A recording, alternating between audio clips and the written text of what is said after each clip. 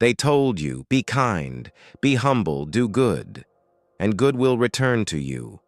But look closer. The kind are exhausted, the humble are forgotten, and those who do good are often the ones who suffer first. Because the truth is brutal. The world rewards intelligence, not innocence. Part 1. The Lie of Goodness. Since childhood, society has taught obedience disguised as morality. You're told to help everyone, to always forgive, to be agreeable. But who wrote those rules?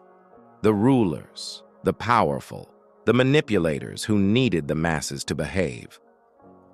Machiavelli once whispered, "He who always seeks to be good will come to ruin among those who are not." Goodness, when blind, becomes your chain. It keeps you predictable, controllable. Because if you can't say no, you don't own your soul. Part 2. The Price of Being Too Good. History remembers heroes, but not the broken bodies they stepped over.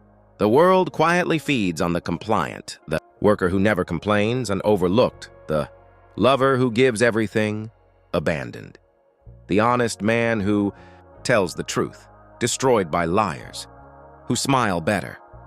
Being too good is not moral. It's naive, because goodness without wisdom is a weapon pointed at yourself. Think about it. Every system needs its sacrificial lambs. The economy needs workers who won't demand their worth. Relationships need people who won't leave, no matter how they're treated. Institutions need citizens who won't question authority. And you, wearing your goodness like a badge of honor, become the perfect victim, not because you're weak, but because you've been taught that strength is somehow immoral. Part 3. The Rise of the Cunning. Now, look at the ones who rise. They're not monsters, they're architects of perception. They understand timing, silence, and strategy. They can look kind while calculating. They can lose a battle and still win the war. They mastered the art of controlled morality. They're not cruel, they're deliberate. And Machiavelli warned, the lion cannot protect himself from traps, and the fox cannot defend himself from wolves. One must therefore be both fox and lion. Watch them closely. These people move through the world differently. They help others, but they choose who, when, and why. They forgive, but they never give the same person unlimited chances. They're generous, but they track who reciprocates and who only takes. They've learned what you haven't. That selective morality is not immorality. It's survival intelligence. Part 4. The Anatomy of Manipulation. Let's be honest about how the game is played. Every day, you're surrounded by people testing your boundaries. The colleague who asks for just one favor, then another, and another. The friend who only calls when they need something. The family member who weaponizes guilt. The partner who mistakes your patience for permission. They're not all evil. Most don't even realize they're doing it. But here's what they do know. Good people are reliable targets, because good people have been trained to feel guilty for prioritizing themselves. You've been conditioned to believe that self-protection is selfishness, that setting boundaries is cruelty, that saying no makes you a bad person, and so you give and give and give until there's nothing left but resentment and exhaustion. Part 5. Goodness must be weaponized. Goodness should not vanish. It should evolve. Use it as strategy, not as religion. Help others. Yes, but never at the expense of your power. Forgive, but never forget. Smile, but study who stands beside you when you smile. The strongest souls use goodness like a mask, not to deceive, but to disarm. Because real virtue is not submission, it's discipline wrapped in intelligence. Think of it this way. A sword in the hands of a fool is just waiting to be taken and used against him. But a sword in the hands of a master is both protection and deterrent. Your kindness, your integrity, your generosity, these are your weapons, but only if you wield them consciously. Strategic goodness means you choose your battles. You help those who appreciate it, not those who expect it. You give second chances. but rarely third ones. You're kind to strangers, but ruthless with those who've proven themselves enemies. This isn't hypocrisy. This is wisdom. Part 6. The game of appearances. We live in an age of mirrors, not meaning. People don't care who you are. They care what you appear to be. Machiavelli's law is simple. Everyone sees what you appear to be.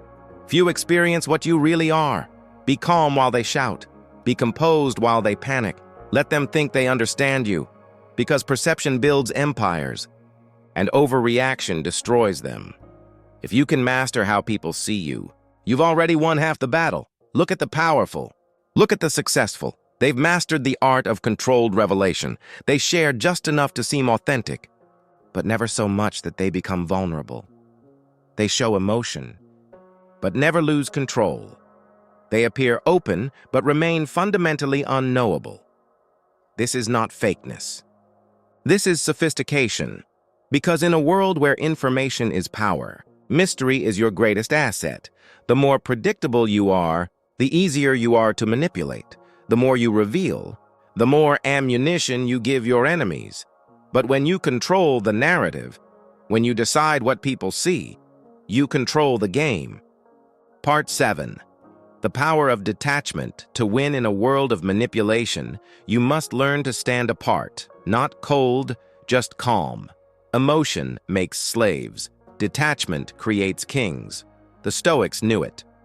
Marcus Aurelius wrote, "You have power over your mind, not outside events. Realize this, and you will find strength. Be kind, but untouchable.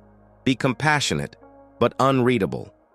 When they can't predict your emotions, they can't control your actions. Here's the secret they don't want you to know. Your emotional reactions are your greatest weakness. When you react immediately, you reveal your triggers. When you show anger, you show what threatens you. When you show hurt, you show what matters to you. And smart people, they collect this information like currency. They learn exactly which buttons to push to make you act against your own interests.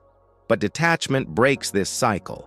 When you respond instead of react, you remain in control. When you observe your emotions instead of being controlled by them, you become unmanipulatable.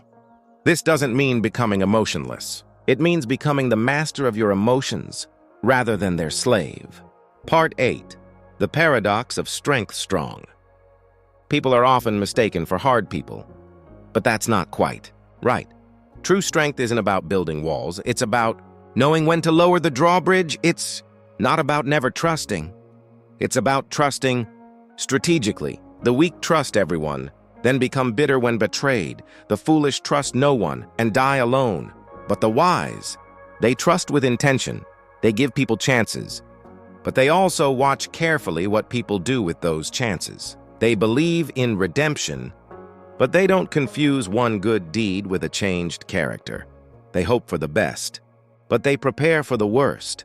This is the balance that most people never find. They swing between naive openness and cynical closure, between being everyone's doormat and being everyone's enemy. But you don't have to choose between those extremes. You can be both warm and boundaried, both generous and discerning, both forgiving and self-protecting. The key is consciousness, intention, strategy. Part 9. How smart people win silently the war. Smart never shout about their virtue. They use silence as camouflage. They listen when others argue. They study when others boast. Goodness reacts. Intelligence calculates. In the long run, it's not the loudest who win. It's the quiet ones who strike last with precision.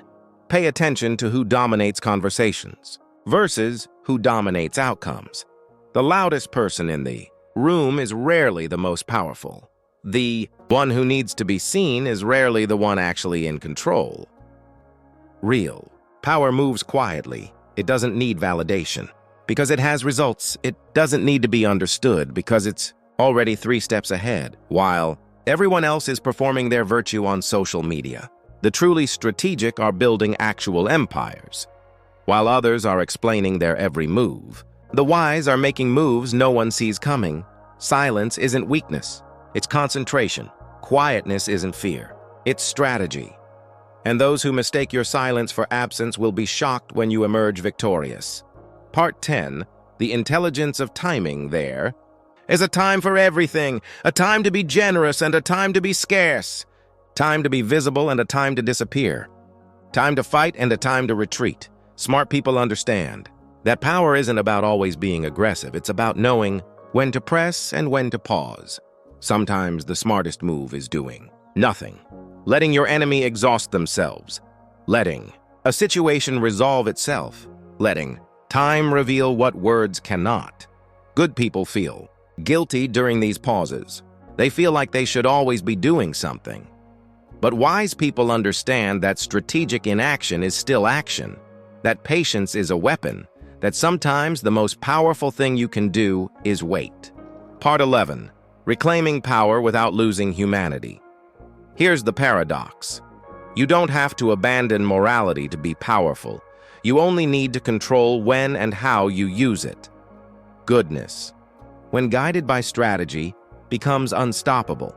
It's not about cruelty. It's about clarity. You can still love deeply, but wisely. Still serve others, but not endlessly. Still be humble, but never invisible. The secret is not choosing between light and dark. It's walking perfectly between them. This is the path few people find, because it requires something rare, the ability to hold two truths at once. Yes, people are fundamentally good. And yes, people will exploit you if given the chance. Yes, kindness matters. And yes, kindness without boundaries destroys you. Yes, you should help others. And yes, you must help yourself first. These aren't contradictions. They're complementary truths. The person who can embrace both becomes something powerful, a conscious moral agent. Not good because they're naive, not strategic because they're cruel, but wise because they understand that's sustainable. Goodness requires protection. That long-term generosity requires self-preservation. That lasting impact requires power. Part 12. The recognition test. Here's how you know if you've been too good for too long. You're exhausted by your relationships instead of energized by them. You give far more than you receive. And you've stopped expecting reciprocity. You can't remember the last time you said no without drowning in guilt. You prioritize everyone's comfort except your own. You're afraid that setting boundaries will make you one of them. If any of this resonates, you've been living in the lie. The lie that goodness means self-erasure. The lie that morality means martyrdom. The lie that being a good person requires being everyone else's solution. But here's the truth. You can't serve from an empty cup. You can't be genuinely kind when you're resentful. You can't maintain your morality when you've sacrificed your power. The most moral thing you can do is protect your ability to remain moral, and that requires intelligence, strategy, and boundaries. Part 13. Machiavelli's warning. Machiavelli was never evil. He was honest about how the world really works. He saw the saint and the serpent inside every man, and he warned us, ignore either, and you'll be destroyed by both. The world doesn't punish good men. It punishes unaware men. People hate Machiavelli because he held up a mirror. He showed us what we already know but pretend not to see. That power matters.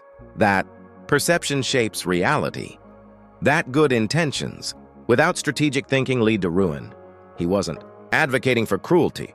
He was advocating for consciousness, for clear-eyed understanding of how humans actually behave, not how we wish they would behave. And his central message remains, virtue without power protects nothing, not even itself. If you want to make the world better, you need to be strong enough to survive it first. If you want to help others, you need to be wise enough not to be destroyed in the process. If you want your goodness to matter, you need to protect it with intelligence. The synthesis, the truth, will never comfort you. It will challenge you. But that's where power begins. If this made you question what you've been told, you're already ahead of most people. Learn, observe, adapt. Because in this world, wisdom is the only form of mercy left. But here's what wisdom actually looks like. It's the ability to be kind without being naive, to be generous without being depleted, to be forgiving without being foolish, to be humble without being invisible, to be moral without being manipulatable. This is the balance. This is the path, not good or smart, but good and smart, not virtue or power, but virtue with power, not light or dark, but the conscious walk between them, because the world doesn't need more good people who get destroyed. It needs wise people who survive long enough to make their goodness count. It needs strategic hearts that protect themselves so they can protect others. It needs conscious warriors who understand that the greatest moral act is remaining strong enough to remain moral. So here's your choice. Continue being good in the old way, now reactive, boundaryless, exhausted, or evolve into something more powerful, strategic, conscious, sustainable. The saints are dead. The fools are suffering. But the wise are changing the world, not because they abandoned their morals, but because they learned to protect them. The game is already being played. The only question is, will you play it consciously, or will you keep pretending it doesn't exist while others use the rules against you? Choose wisely, because wisdom, true wisdom, is the only way goodness survives in a world that would gladly consume it.